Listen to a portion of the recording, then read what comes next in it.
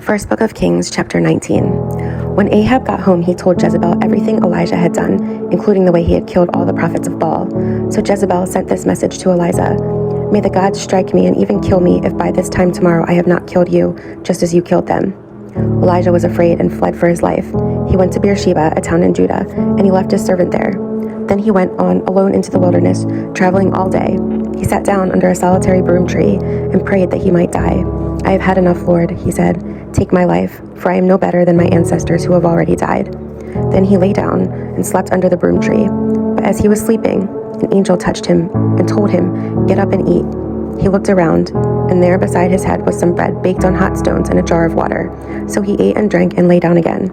Then the angel of the Lord came again and touched him and said, "Get up and eat some more, or the journey ahead will be too much for you." So he got up and ate and drank, and the food gave him enough strength to travel 40 days and 40 nights to Mount Sinai, the mountain of God. There he came to a cave where he spent the night. But the Lord said to him, "What are you doing here, Elijah?" Elijah replied, "I have zealously served the Lord God Almighty, but the people of Israel have broken their covenant with you, tore down your altars, and killed every one of your prophets. I am the only one left, and now they are trying to kill me too." "Go out and stand before me on the mountain," the Lord told him. And as Elijah stood there, the Lord passed by, and a mighty windstorm hit the mountain. It was such a terrible blast that the rocks were torn loose, but the Lord was not in the wind. After the wind, there was an earthquake, but the Lord was not in the earthquake.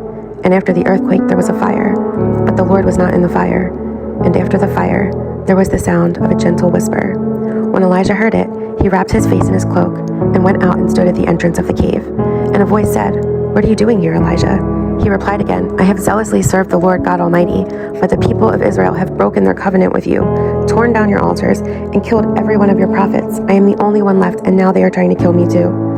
Then the Lord told him, "Go back the same way you came, and travel to the wilderness of Damascus. When you arrive there, anoint Hazael to be king of Aram. Then anoint Jehu, grandson of Nimshi, to be king of Israel, and anoint Elisha, son of Shaphat, from the town of Abel-Meholah, to replace you as my prophet.